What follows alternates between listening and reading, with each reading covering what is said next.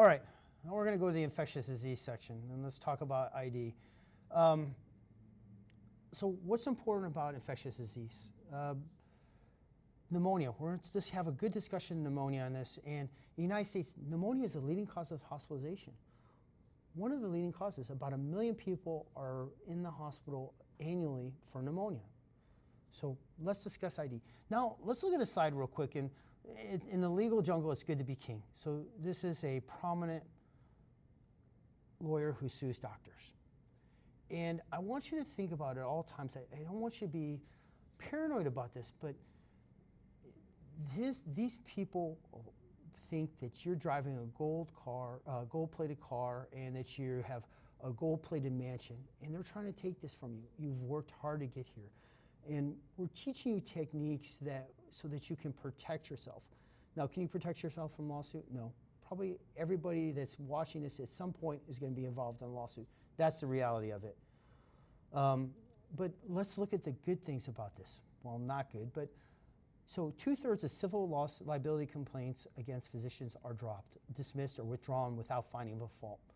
When the claims proceed by trial and decided by a verdict, the defendants prevail in nearly 9 out of 10 cases.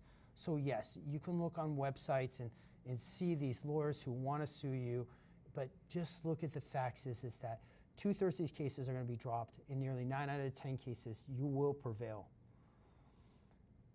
And as your career goes on, you have a higher propensity or higher probability of getting sued. All right, now let's kick it over to ID. All right, this is an actual case. This is a case that I worked on. This is a 56-year-old male. He was a telecommunications engineer. He happened to be going down to Argentina. So he worked on the cell phone towers in Argentina.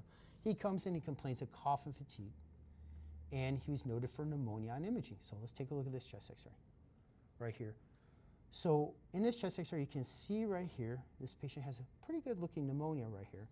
And so remember, as neutrophils go to the alveoli, IL-8 is released, and the neutrophils eat bacteria. Then the macrophages come in and clean up the neutrophils and engulf the bacteria. It takes about 6 to 12 weeks. So why am I telling you this? Why am I telling you this? Is because it can take 6 to 12 weeks for chest x-rays to clear. Say this patient comes in with pneumonia, and they get 2 days after they're discharged from the hospital, someone decides to get a chest x-ray. And they're going to say they still have pneumonia. No, they still don't have pneumonia, is that the macrophages come in and clean up, and they still haven't got their job done. So instead of saying, oh, we need to get more antibiotics, that's only if the patient is symptomatic. Is we need to say is get the neutrophils and the macrophages to work faster to clear out these lungs. And I want you to think of this phenomena is that about 7 to 21% of pneumonia cases have negative chest x-rays. 7 to 21% of pneumonia cases, negative chest x-ray. Now, this is an important topic, is a question of penicillinology. We say, why are we talking about penicillinology? Well, we're going to talk about, in this patient, in this case, is a penicillinology, because is it real or not? So when we talk about this, we need to go, how long ago was the allergy and when was reaction? If you were as an infant and nobody knows what the reaction is, less likely that you have a penicillin allergy. 10% of the population report a penicillin allergy, and less than actually 1% actually have the allergy. Why is this important? Because if someone says a penicillin allergy, it takes out whole classes of medications that we give to patients. It limits what they are able to get. It's not the correct medication for them, and to kill these bugs that are in their body. And what it does is it builds resistance because they can't get different medications. They're limited what medications you can, and it can build resistance. So you can do a penicillin skin test.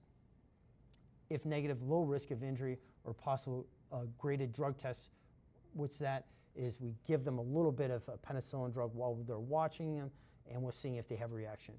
You can consider desensitization. Never give it to patients, so we never try to desensitize patients who have had Stevens-Johnson's, TENS, and we'll talk about those are in the dermatologist address, or drug-induced lupus. Possible with prior anaphylaxis, we can consider it, and that would require desensitization. It's going to be in the ER or ICU setting, and you gradually giving increasing doses over 6 to 12 hours, and we watch for reaction. Another thing we can do is a PenFast score.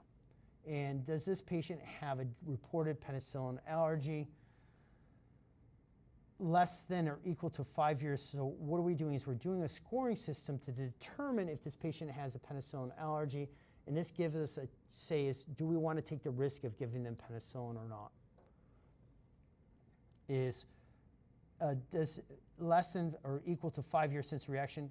If it's less than or equal to 5 years since reaction, you get 2 points. If it's anaphylaxis or angioedema, you may want to avoid seeing if this patient can get penicillin, give them 2 points. Severe cutaneous reaction gives 2 points. Treatment requiring secondary to reaction, so they had to receive what would be the treatment would be IN epinephrine. They had to receive this. So this gives us a score. Very low risk if 0 has a very low risk, less than 1%, 1 in 100. 1 to 2 has a low risk, 5%, 1 in 20 patients will have an actual penicillin allergy. And 3, score of 3 or higher, we have a moderate risk with 20%, 1 in 5. And then 4 or 5 can have a high risk, 50% chance. These are ones you probably want to challenge if they do have anaphylaxis. Direct penicillin challenges.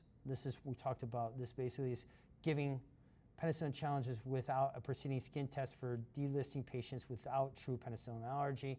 Is we want to get this penicillin allergy off their MARS because it's inaccurate and it can cause harm. Remember, more side effects because they're not getting the right medication, longer hospital stays, and more increased risk for resistant infections. When we want to avoid penicillin challenge if they have a history of severe reaction causing angioedema, anaphylaxis, or Stevens-Johnson's.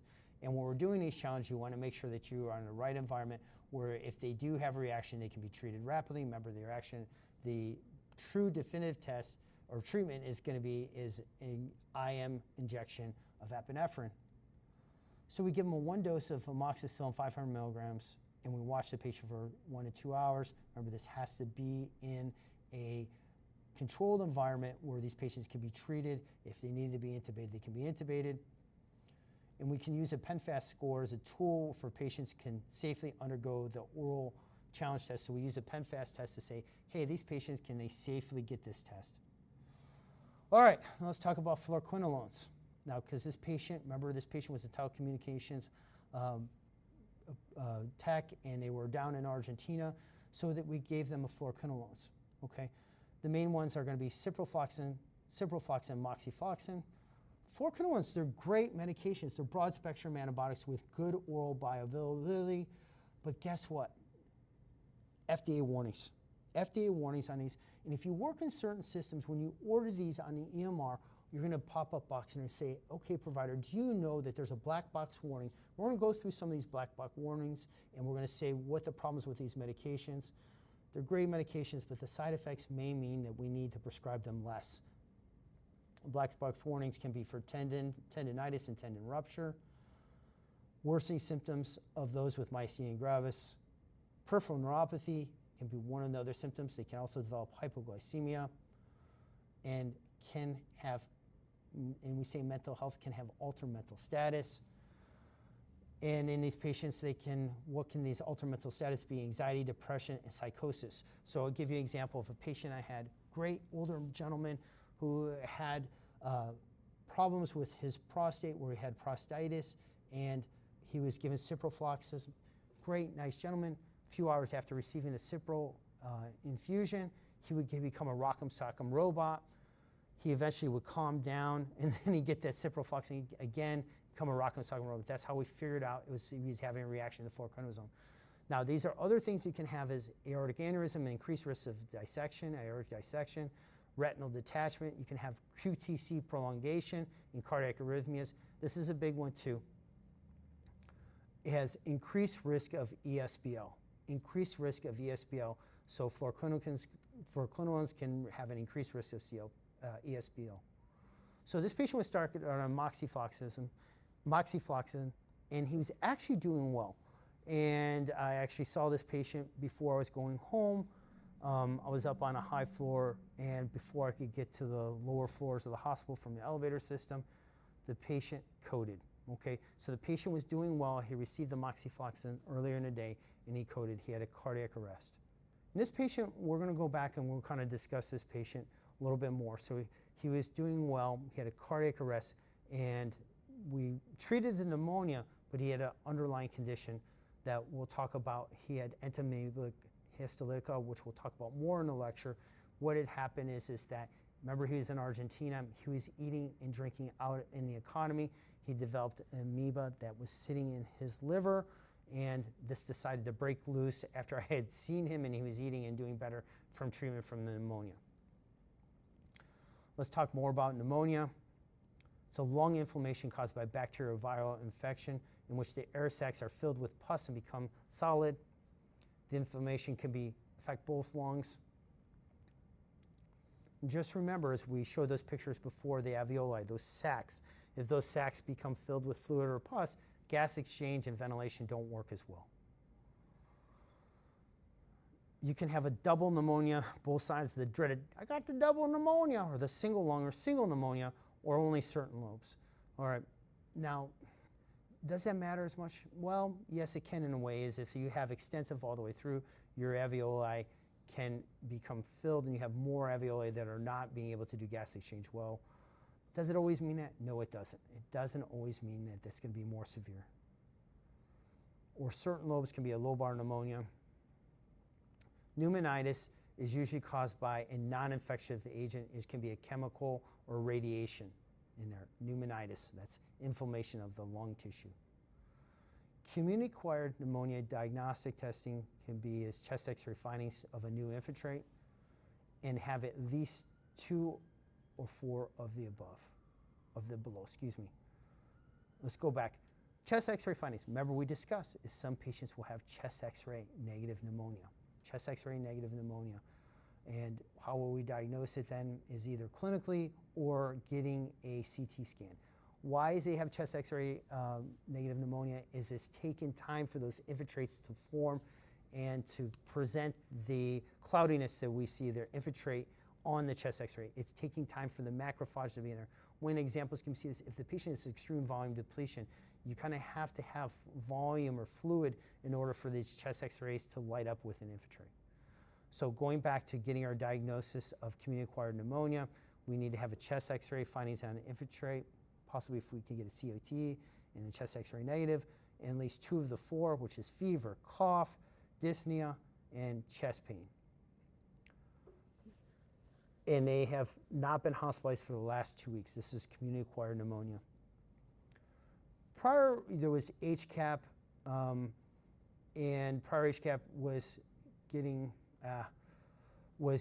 so prior, you'll see this still in notes as HCAP, and that prior diagnosis is patients receiving hemodialysis in a nursing home, recent antibiotics or chemotherapy in the last 30 days, or hospitalized last 2 days within the last 90 days. We're going to stop now for today, and we're going to start about 8:30 tomorrow